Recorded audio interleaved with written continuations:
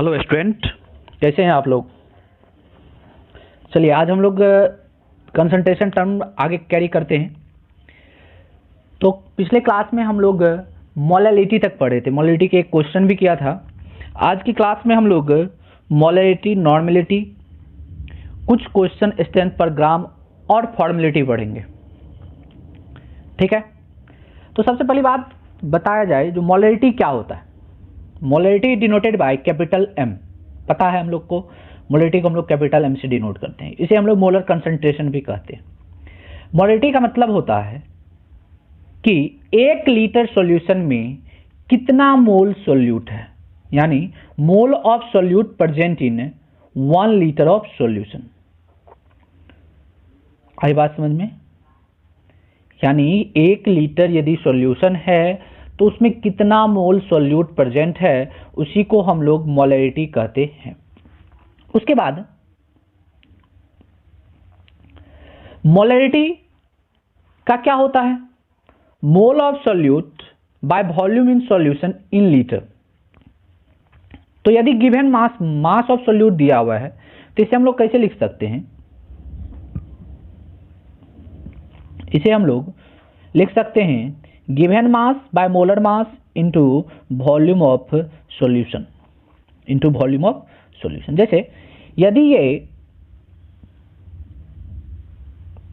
Volume ml में दिया हुआ है, यदि वॉल्यूम ऑफ सॉल्यूशन ml में दिया हुआ है तब क्या करना पड़ेगा, वॉल्यूम को लीटर में चेंज करने के लिए 1000 से डिवाइड करना पड़ेगा। ठीक है, तकलीफ है किसी को। तो मोल इंटू 1000 क्या हो जाएगा, मोल इंटू 1000 हो जाता है milli mole, mole into 1000 milli mole and volume in solution in ml। किसी को डाउट? यूनिट, उसकी यूनिट क्या होती है, ऊपर मोल नीचे लीटर, तो मोल पर लीटर या मोलर या कैपिटल M किसी चीज से डिनोट कर सकते हैं। तो mole molality equal to mole of solute by volume in solution, then mole of solute equal to what, mole of solute equal to what, mole of solute equal to molality into volume. तकलीफ है? आगे बढ़े, चल आगे बढ़ते हैं दोस्त। अब देख 2 मोलर, 2 मोलर का मतलब क्या होगा, 2 मोल of solute in 1 litre of solution, means that 1 litre solution में सॉल्यूट कितने मोल हैं, 2 मोल है। किसी को डाउट है यहां तक? आगे बढ़े।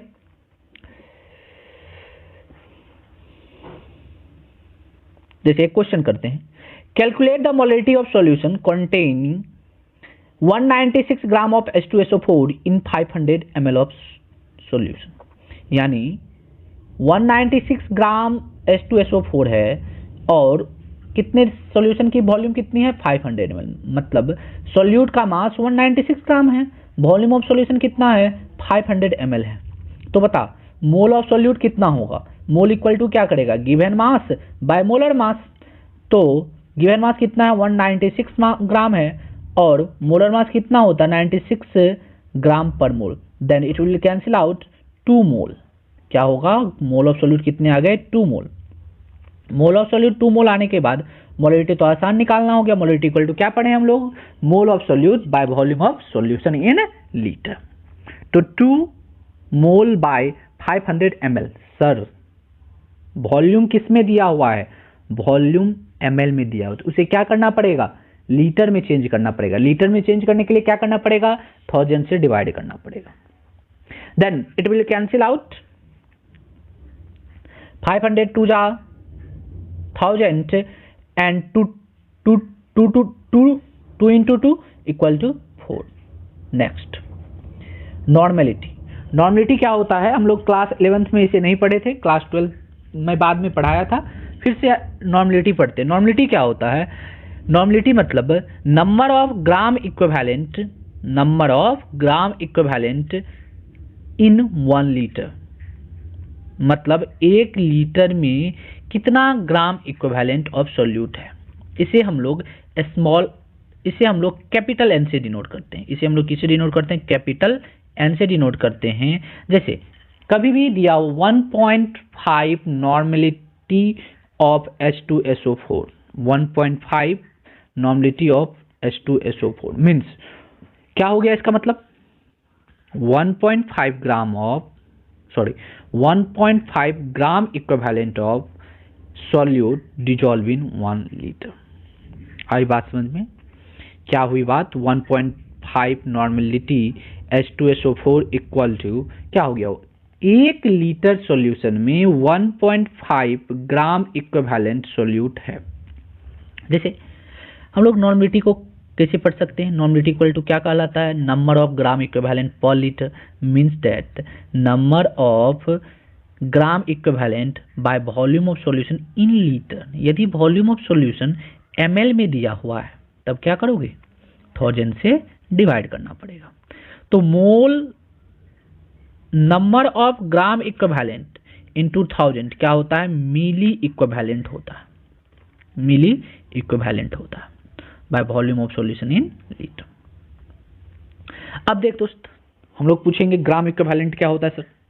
तो पहले भी पढ़ रखा है हम लोग, रिडॉक्स में हम लोग पढ़े थे। ग्राम इक्विवेलेंट क्या होता है?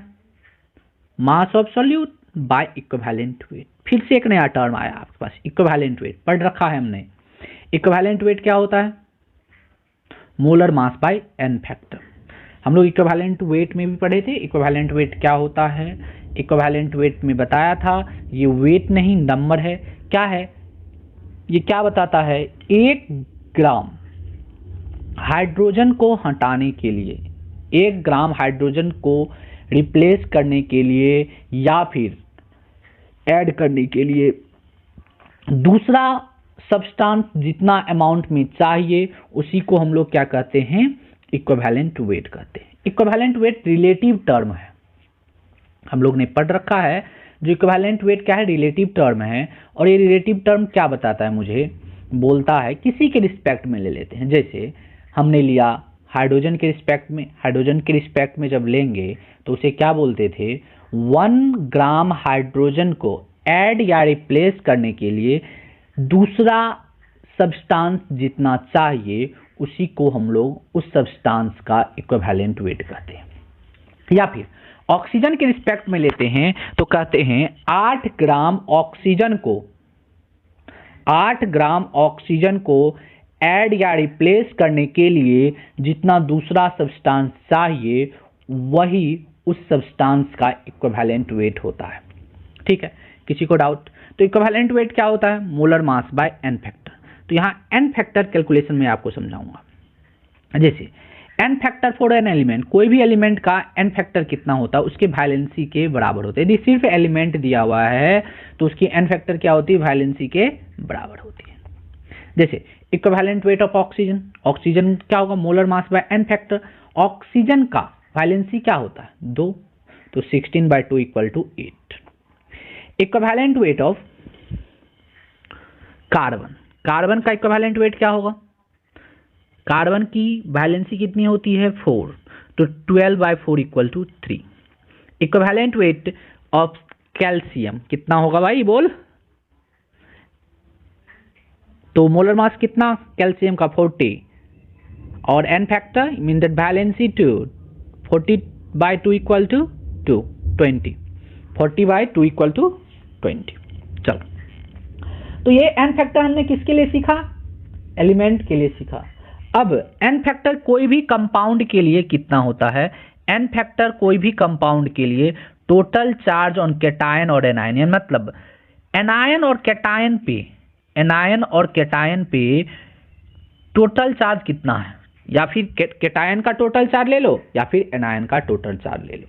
तो जितना कैटायन पे चार्ज होता है उतना ही टोटल चार्ज एनायन पे होगा। कोई भी कंपाउंड यदि न्यूट्रल है तो जितना कैटायन पे टोटल चार्ज है उतना ही एनायन पे चार्ज होता है। तो किसी एक चार्ज को ले लो, एनायन पे टोटल चार्ज ले लो या फिर कैटायन पे टोटल चार्ज लो, तेरी जो मर्जी वो ले ले। ठीक है, आगे बढ़े। तो equivalent weight of NaCl,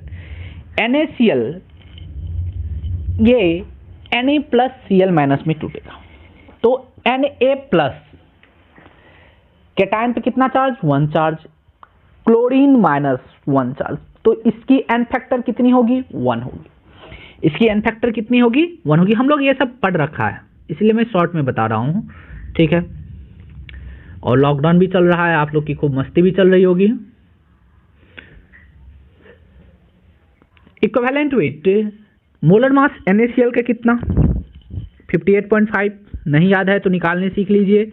calcium का कितना 23, सॉरी सोडियम का कितना 23 और क्लोरीन का कितना 35.5, तो 23 प्लस 35.5 इक्वल टू 58.5। उसी तरह से equivalent weight of CaO calcium oxide का क्या होगा Ca+2 या O-2, तो एन फैक्टर इसकी कितनी होगी, टोटल चार्ज ऑन कैटायन और एनायन, कैटायन पे भी 2 चार्ज, एनायन पे भी 2 चार्ज, ठीक है। तो इक्विवेलेंट वेट क्या होगा 56/2 equal to 28, 40 + 16 equal to 56, calcium का 40, ऑक्सीजन का 16, तो 40 + 16 इक्वल टू 56। किसी को कोई तकलीफ? हाँ जी, आगे बढ़ते हैं। N factor for an acid के लिए एन फैक्टर कितना होता है? एसिड के लिए एन फैक्टर होता है, उसकी बेसिसिटी कितनी है, बेसिसिटी मतलब पोर्टेबल हाइड्रोजन, जो कोई भी एसिड एक मॉलिक्यूल से यदि वाटर में मिलाया जाए वो जितना H+ आयन दे सकता है वो उसकी क्या होती है, एन फैक्टर होता है। यानी कोई एसिड है उसे वाटर में मिला दो तो वो जितना H+ आयन रिलीज करेगा वो उसकी क्या होगी, एन फैक्टर होता है। जैसे हमने लिया HCl कितना H देगा, 1 H देगा, तो उसकी एन फैक्टर कितनी हुई, 1 हुआ। इक्विवेलेंट वेट क्या होगा, molar mass by n factor, molar mass कितना है 36.5/1, दैट 36.5। अब देख H2SO4, जब H2SO4 को वाटर में डालोगे तो कितने हाइड्रोजन देगा, 2 हाइड्रोजन देगा, और SO4-2 देगा। टोटल चार्ज ऑन कैटायन कितना 2, टोटल चार्ज ऑन एनायन कितना 2, और यह हाइड्रोजन 2 हाइड्रोजन दिया तो उसकी एन फैक्टर कितनी हुई, 2 हुई। किसी को तकलीफ? जैसे कोई भी ऑर्गेनिक एसिड है, not inorganic acid, organic acid, sorry यहाँ गलती है यहाँ पे, इसे हम लोग काट देंगे। ऑर्गेनिक एसिड के लिए, कोई भी ऑर्गेनिक एसिड के लिए जितना COOH होगा उतना ही उसका एन फैक्टर होता है। जैसे एसिडिक एसिड लिया हमने, एसिडिक एसिड का CH3COH, तो H तो 4 है, बट वाटर में डालने के बाद कितने H+ मिलेंगे, हमें 1 H+ मिलेगा। क्यों? क्योंकि सिर्फ और सिर्फ ये वाला ऑक्सीजन से हाइड्रोजन हटता है, ये वाला, ये सभी हाइड्रोजन नहीं टूटते हैं वाटर में, सिर्फ और सिर्फ जो OH से बॉन्ड है वही तो टूटता है। तो ऑर्गेनिक एसिड के लिए एन फैक्टर कितना होता है, जितना COOH होगा उतना ही उसकी एन फैक्टर होती है। किसी को तकलीफ? आगे बढ़े। जैसे हमने लिया यहाँ पे COOH होल ट्वाइस, तो COOH होल ट्वाइस के स्ट्रक्चर देखते हैं।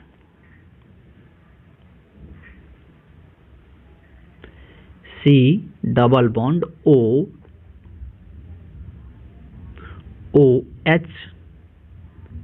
C डबल बॉन्ड OH, ये हाइड्रोजन और ये हाइड्रोजन टूटा, तो कितने हाइड्रोजन टूटे, 2 हाइड्रोजन टूटा, तो उसका एन फैक्टर कितना होगा, 2, उसकी एन फैक्टर कितनी होगी, 2, ठीक है। अब हम लोग इक्विवेलेंट वेट ऑफ बेस की बात करते हैं। तो इक्विवेलेंट वेट ऑफ बेस के लिए सबसे पहली बात हमें एन फैक्टर निकालना पड़ेगा। तो एन फैक्टर ऑफ बेस कितनी होती है, एसिडिटी ऑफ बेस के बराबर होता है। एसिडिटी ऑफ बेस मतलब क्या, जितना OH माइनस आयन पोर्टेबल हो, यानी जितना OH माइनस आयन टूट सकता है वो उसकी उतनी क्या होती है, एन फैक्टर होती है। जैसे हम लोग बात करते हैं यहाँ पे बात करते हैं n factor of NaOH। NaOH की यदि एन फैक्टर देखा जाए तो ये कैसा होगा भाई, ये ऐसा होता है NaOH, और ये एक OH टूटेगा तो एक OH टूटा तो एन फैक्टर कितना 1। यदि CaOH की बात करते हैं तो CaOH में क्या होगा, CaOH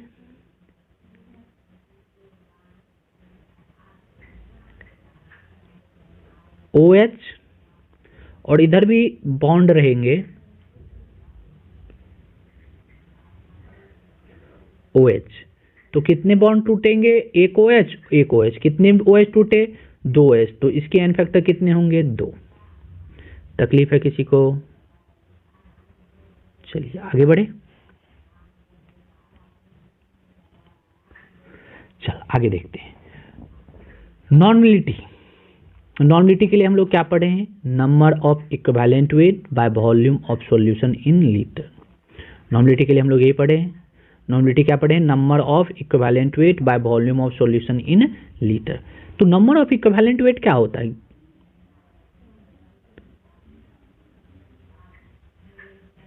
सॉरी गलत लिखा हुआ है, यहां होगा number of gram equivalent. Normality के लिए हम लोग क्या पढ़े हैं, number of gram equivalent by volume of solution. Normality के लिए यही पढ़े हैं ना, number of gram equivalent by volume of solution. तो नॉर्मलिटी इक्वल टू क्या होगा, number of gram equivalent. Number of gram equivalent क्या होता है, given mass by equivalent weight, E को हम लोग इक्विवेलेंट वेट लिखे, into 1/v volume of solution. तो एक बात बताओ मुझे, यहाँ पे नंबर ऑफ इक्विवेलेंट वेट क्या होगा, नॉर्मलिटी इनटू वॉल्यूम, ठीक है। आई बात समझ में, एक बार फिर से मैं समझा दूं, यहाँ पर गलत दिया हुआ है, इसे आप लोग सुधार लेंगे। यहाँ पे नॉर्मलिटी इक्वल टू क्या होता है, नॉर्मलिटी इक्वल टू होता है number of gram equivalent by volume of solution. अब इक्विवेलेंट वेट क्या होता है, तो पता है हम लोग को, molar mass by n factor, but मुझे वहां तक नहीं जाना है। मुझे नंबर ऑफ ग्राम इक्विवेलेंट क्या होता है, given mass by equivalent weight into 1/v। तो नंबर ऑफ इक्विवेलेंट वेट कितना होगा, नंबर ऑफ इक्विवेलेंट वेट क्या होगा, volume into normality. Relationship between normality and molarity, molarity और नॉर्मलिटी में क्या रिलेशन है। तो नॉर्मलिटी क्या होता है, नंबर ऑफ ग्राम इक्विवेलेंट इन पर लीटर, यानी 1 लीटर में कितना ग्राम इक्विवेलेंट है। मोलरिटी क्या होता है, नंबर ऑफ मोल इन पर लीटर। मोलरिटी क्या होता है, नंबर ऑफ मोल इन पर लीटर। तो नॉर्मलिटी क्या कहलाता है, मुझे पता है, number of gram equivalent by volume of solution. ठीक है, किसी को तकलीफ यहाँ तक? तो यार यहाँ पर देखा जाए तो नॉर्मलिटी जो है, number of gram equivalent by volume of solution. तो number of gram equivalent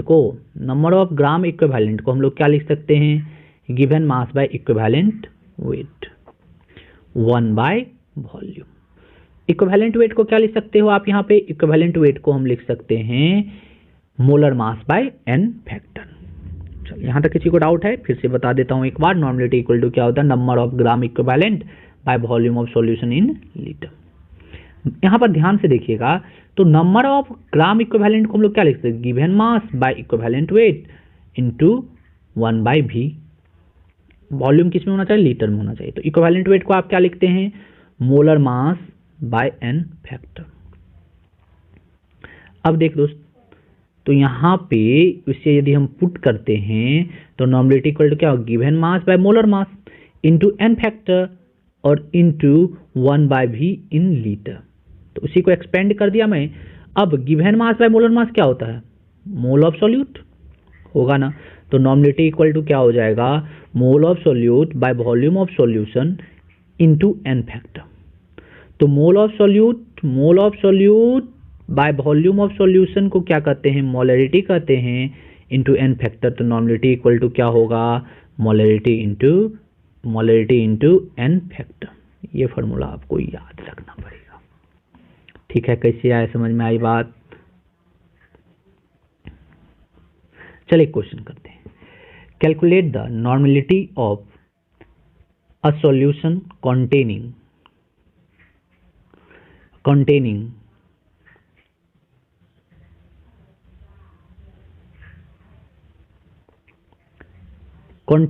31.5 gram of oxalic acid dihydrate. Oxalic acid dihydrate का फार्मूला होता है H2C2O4.2H2O।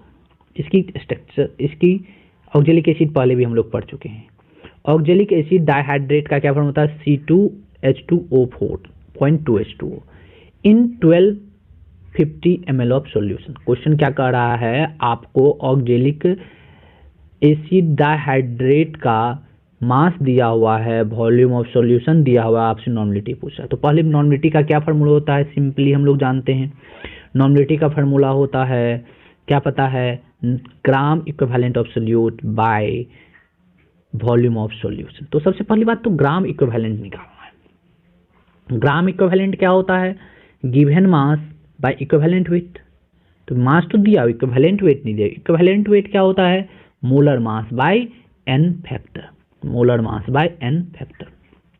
तो यहां पर देखेंगे सबसे पहले हम लोग H2C2O4। तो इसमें हम बात की थी ऑक्जेलिक एसिड में ये जो जितने COOH बॉन्ड रहेंगे उतना ही हाइड्रोजन टूटा है, मतलब जितना OH बॉन्ड है वही वाला हाइड्रोजन सिर्फ टूटता है, यही दो हाइड्रोजन टूटेंगे। तो इसकी बेसिसिटी कितनी एसिड की? 2। तो एन फैक्टर कितना? 2। एन फैक्टर कितना? 2। तो इक्विवेलेंट वेट क्या होता है? Molar mass by n factor. तो मोलर मास H2C2O4.2H2O का मोलर मास कितना होगा? 126। देख करके दिखा दूं क्या? देख यहाँ पे 2 × 1 + 12 × 2 × +16 × 4 +18 × 2। तो ये कितना हुआ? 2 + 24 + 64 + 36। ठीक है, 100 126। मोलर मास क्या हुआ? 126 और एन फैक्टर कितना है? 2। तो इक्विवेलेंट वेट क्या होगा? 126/2 = 63। अब देख, ग्राम इक्विवेलेंट वेट निकालना है, ग्राम इक्विवेलेंट निकालना है। ग्राम इक्विवेलेंट के लिए क्या पढ़े हैं? Weight by equivalent weight. Weight कितना दिया हुआ है? 31.5/63, तो 0.5 ग्राम इक्विवेलेंट मेरा आया। तो नॉर्मेलिटी इक्वल टू क्या पढ़े हो? ग्राम equivalent of solute by volume of solution. ml में दिया हुआ है, लीटर में चेंज करना पड़ेगा, 1000 से मल्टीप्लाई कर देंगे। तो 0.5 × 1000 बाय 1250 = 0.4 नॉर्मेलिटी आ गया। ठीक है, तो नॉर्मेलिटी से किसी कोई डाउट है? आगे बढ़े, चलिए आगे बढ़ते हैं। Strength of solution gram per litre. तो strength of solution gram per litre का मतलब क्या होता है कि 1 लीटर सॉल्यूशन में कितना ग्राम सॉल्यूट है, यानी mass of solute present in 1 litre of solution. Mass of solute present in 1 litre of solution. अब देख, ये क्या होगा? Strength in gram per litre, weight of solute by volume of solution. अब देख, जैसे 5 ग्राम पर लीटर दिया, मैं 5 ग्राम पर लीटर का मतलब क्या हो गया? 5 gram of solute in 1 litre. 1 litre solution में 5 gram. Between molarity in strength in gram per litre. अब हम लोग रिलेशन देखेंगे strength in gram per litre और मोलरिटी। पहली बात देख लेते हैं मोलरिटी होता क्या। हम लोग पहले पढ़ रखे हैं मोलरिटी होता क्या है। Mole of solute by volume of solution in litre. Mole of solute by volume in solution in litre. तो हम लोग इसे मोल ऑफ सॉल्यूट को कैसे लिख सकते हैं? मोल ऑफ सॉल्यूट को हम लोग लिख सकते हैं given mass by molar mass, और volume of solution in litre. Then given mass by volume of solution in litre is known as strength in gram per litre. इसे हम लोग क्या कहते हैं? Strength in gram per litre कहते हैं। अब देखते हैं इसे हम लोग मोलरिटी को क्या लिख सकते हैं, मोलरिटी को हम लोग लिख सकते हैं strength in gram per litre bye molar mass of solute. तो strength in gram per litre equal to क्या होगा, मोलरिटी इनटू मोलर मास। किसी को तकलीफ है, एक बार फिर से देख लेते हैं। Relation between molarity in strength in gram per litre, मतलब मोलरिटी क्या होता है, mole of solute in 1 litre, और strength in gram per litre क्या होता है, amount of mass of solute in 1 litre of solution. तो मोलरिटी को लिखते हैं mole of solute by volume of solution in litre. तो यहाँ पे W1 बाय M1 यानी mass of solute by molar mass of solute into volume of solution. तो mass of solute by volume of solution in litre is known as strength in gram per litre. Molarity equal to क्या हो जाएगा, strength in gram per litre bye molar mass of solute. तो strength in gram per litre equal to क्या हो जाएगा, molarity into molar mass. ये तो हम लोग रिलेशन देखे किसके बीच, strength in gram and molarity के बीच। अब रिलेशन देखते हैं नॉर्मलिटी और strength in gram per litre के बीच। नॉर्मलिटी जो है, नॉर्मलिटी इक्वल टू क्या होगा, number of gram equivalent by volume of solution in litre. तो यार एक बात बताओ, हम लोग नंबर ऑफ ग्राम इक्विवेलेंट कैसे निकालते हैं, given mass by equivalent weight into volume in litre. तो एक बात बताइए यहाँ पे मुझे, जो given mass by volume of solution in litre in one strength in gram per litre. तो बताओ बच्चे, नॉर्मलिटी इक्वल टू क्या होगा, strength in gram per litre bye equivalent wait. तकलीफ है किसी को यहाँ तक थोड़ा सा भी? तो यार यदि नॉर्मलिटी आपको दिया रहे और strength in gram per litre पूछे तो क्या करोगे, नॉर्मलिटी इनटू इक्विवेलेंट वेट करोगे। इफ क्वेश्चन में आपको मोलरिटी दिया रहे और strength in gram per litre पूछे तो क्या करोगे, मोलरिटी इनटू मोलर मास। तो ये सब का फ्रीक्वेंटली कभी कभी बहुत कम जगह यूज होता है, बट हम लोग को याद रखना है। पार्ट्स पर मिलियन, नाम से ही क्लियर है, मतलब parts of solute presented 1 million parts of solution, parts of solution.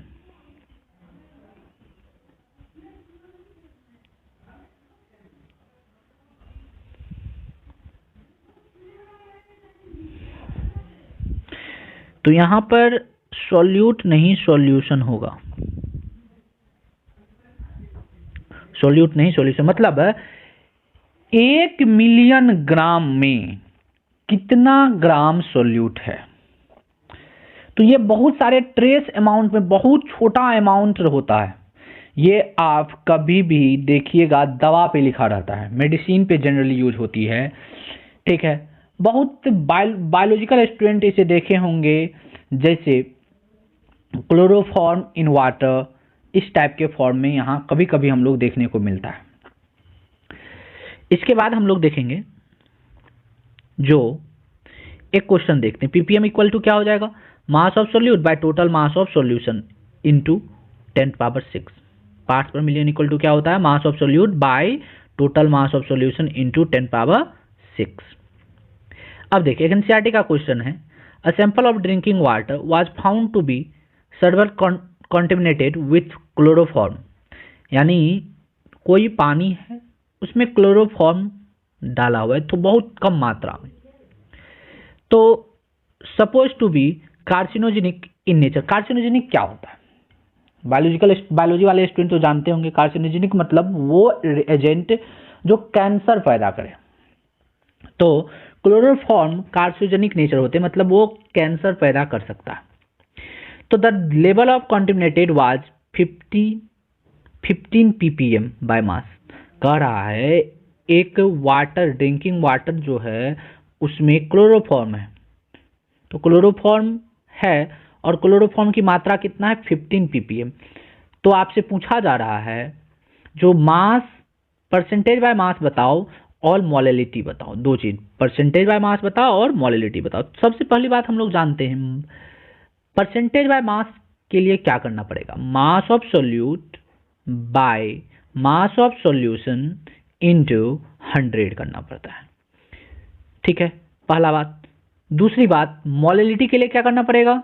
Mole of solute by mass of solvent in KG. तो यहाँ तो सिर्फ 15 ppm दिया हुआ है। तो दोस्त यहाँ पे सबसे बड़ी बात ये है कि 15 ppm का मतलब क्या? मैं बोला था पार्ट्स पर मिलियन का मतलब होता है mass of solute present in 1 million gram of solution. Mass of solute present in 1 million gram of solution. तो 15 ppm का मतलब क्या हुआ? 15 gram of solute in 1 million gram of solution. मतलब यहाँ पे सोल्यूट कौन है? क्लोरोफॉर्म है। तो 15 gram of chloroform in 10⁻⁶ gram of solution. तो परसेंटेज, मास परसेंट के लिए क्या जानते हैं हम लोग? Mass of solute in gram by mass of solution in gram into 100। तो यार मास ऑफ सोल्यूट कितना है? मास ऑफ सोल्यूट यहाँ पे 15 ग्राम है। तो 15 मास ऑफ सोल्यूशन कितना है? 10⁻⁶ इंटू 10⁻⁶ इंटू 100। तो ये आपका कितना आएगा? 15 इंटू 10⁻⁻⁴ आएगा। किसी को तकलीफ है यहाँ तक? आगे बढ़े। अच्छा, मोलैलिटी की बात करते हैं अपन लोग। मोलैलिटी पूछा आपसे, तो मोलैलिटी इक्वल टू क्या होता है? Mole of solute by mass of solvent.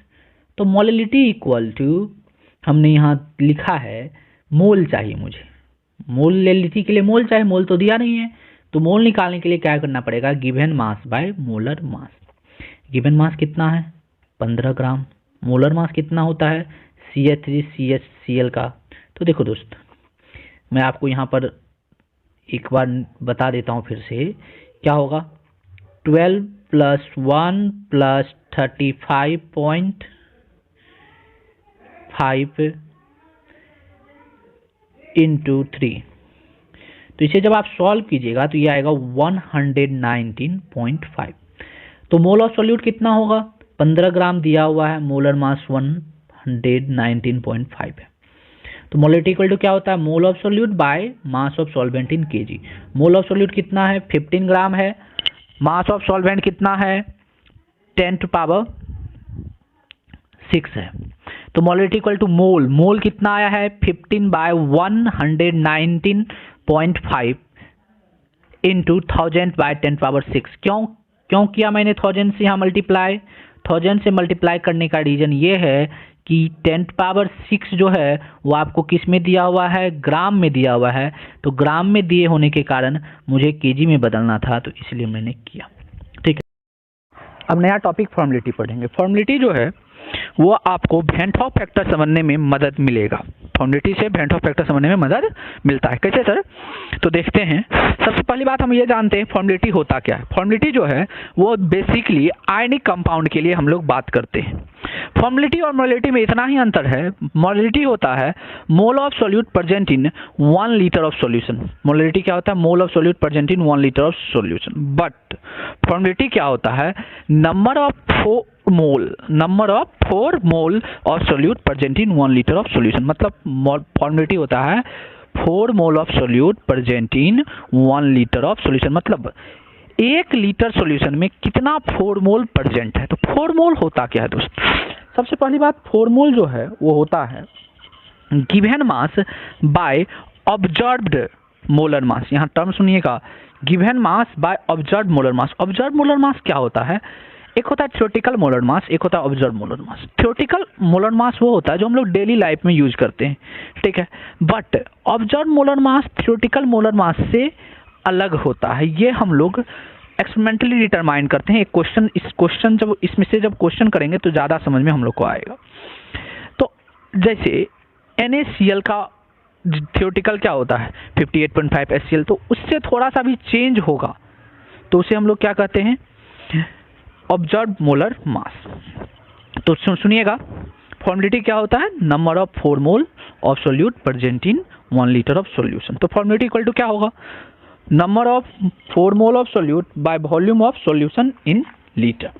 तो हम लोग बात करते हैं formality equal to given mass formality equal to given mass by formal mass. Formal mass मतलब या फार्मूला मास मतलब क्या होता है देखते हैं। Given mass bye formula mass into volume of solution in litre. 4 mole weight of solution bye formula mass. Formula mass क्या होगा? Molecular mass observed experimentally mainly हम लोग डिटरमाइन करते हैं इसका, ठीक है। जैसे हम लोग जानते हैं मोल पर लीटर को क्या कहते हैं? मोलरिटी कहते हैं। ग्राम इक्विवेलेंट पर लीटर को क्या कहते हैं? नॉर्मेलिटी कहते हैं। 4 मोल पर लीटर को क्या कहते हैं? फॉर्मुलेटी कहते हैं। ग्राम पर लीटर को क्या कहते हैं? Strength in gram per litre कहते हैं, ठीक है। किसी कोई डाउट? मोल पर लीटर को मोलरिटी, ग्राम इक्विवेलेंट पर लीटर को नॉर्मेलिटी, 4 मोल पर लीटर को फॉर्मुलेटी और ग्राम पर लीटर को strength in gram per litre, ठीक है बच्चे। आगे बढ़े। जैसे देखो जी आप यहाँ पे फॉर्मुलेटी इक्वल टू क्या होता है? मोलरिटी इक्वल टू हमने क्या पढ़ा है? Mole of solute by volume of solution in litre, ठीक है। तो यहाँ पे मोल क्या कैसे निकालते हैं? Given mass by molar mass. Normality क्या पढ़ते हैं? ग्राम इक्विवेलेंट,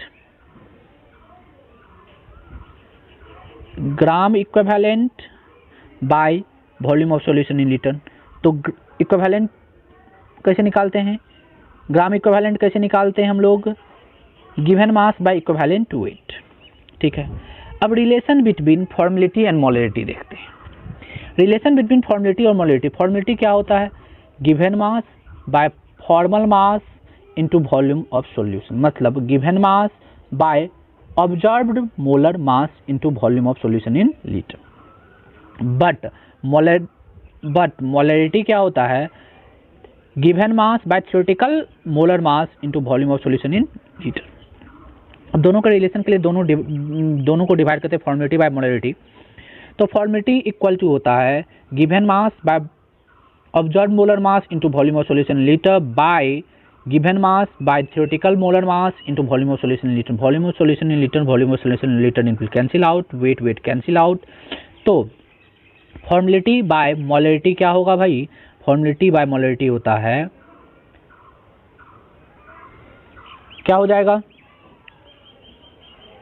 थ्योरेटिकल मोलर मास, मतलब जो हम लोग डेली यूज में मोलर मास लिखते हैं, बाय ऑब्जर्व्ड मोलर मास, ठीक है। तो theoretical by observed molar mass को ही हम लोग कहते हैं वेंट हॉफ फैक्टर। याद रहेगा वेंट हॉफ फैक्टर क्या होता है? Theoretical molar mass by observed molar mass.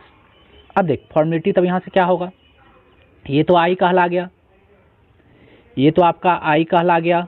तो फॉर्मुलेटी इक्वल टू क्या हो जाएगा भाई? फॉर्मुलेटी इक्वल टू हो जाता है went of factor into molar mass, went of factor into molar mass. तकलीफ है किसी को? एक छोटा सा क्वेश्चन करेंगे, ठीक है। क्या है question? 2.44 gram of benzoic acid it dissolve in benzene to form 500 ml of solution, then find molarity and formality. तो एक बात बताओ, यहाँ बेंजोइक एसिड जो है वो क्या है? आपका सॉल्यूट है, और बेंजीन क्या है? आपका सॉल्वेंट है। किसी को तकलीफ? आगे बढ़ते हैं। तो मोलरिटी इक्वल टू क्या होता है? Mole of solute by theoretical mass into volume of solution. तो मोल ऑफ सोल्यूट कितना है? मास कितना दिया? 2.44। बेंजोइक एसिड का मोलर मास क्या होता है? 122, ठीक है। वॉल्यूम ऑफ सॉल्यूशन 500 ml, तो इसको लीटर में चेंज करोगे 1000 से डिवाइड करेंगे तो ये कितना आएगा? 2/50 मोल इक्वल टू 0.04 मोल पर लीटर, 0.04 मोल पर लीटर, ठीक है। अब इसके बाद इसमें सॉल्यूट क्या है? C6H5COOH, यानी बेंजोइक एसिड सॉल्यूट है। तो फॉर्मुलेटी इक्वल टू क्या होता है? Molarity into van't Hoff factor. एक बात यहाँ देखिएगा, तो फॉर्मुलेटी निकालने के लिए हमको क्या चाहिए? Molarity into van't Hoff factor. Van't Hoff factor के लिए क्या चाहिए? Mole theoretical molar mass by observed molar mass. Theoretical molar mass तो मुझे पता है, ऑब्जर्व मोलर मास क्या होता है देखिएगा आप ध्यान से। यहाँ ऑब्जर्व मोलर मास अच्छे से समझ में आएगा। जब हम सॉल्यूशन में बेंजीन में बेंजोइक एसिड मिलाते हैं तो benzoic acid with the help of hydrogen bonding, यहाँ पर ये क्या हो जाता है, हाइड्रोजन बॉन्ड बन जाता है। हाइड्रोजन बॉन्ड बनने के कारण ये क्या हो जाता है, डायमंड के फॉर्म में बन जाते हैं। ये क्या बन गए आपके, डायमंड बन गया, यानी दो मॉलिक्यूल्स मिलकर यहाँ पे डायमंड बना देते हैं। ठीक है, दोनों मॉलिक्यूल्स किस बॉन्ड से जुड़ रहते हैं, हाइड्रोजन बॉन्डिंग की मदद से जुट गए। तो अब ये डायमंड बन गया, तो अब इसका मोलर मास क्या हो जाएगा, तो 122 इंटू 2 इक्वल टू 244 हो जाएगा। तो हमारा आई वेंट ऑफ फैक्टर क्या होगा, theoretical molar mass by observed molar mass, और थ्योरेटिकल मोलर मास कितना है 122, ऑब्जर्व मोलर मास कितना है 244। तो बताओ बच्चे, यहाँ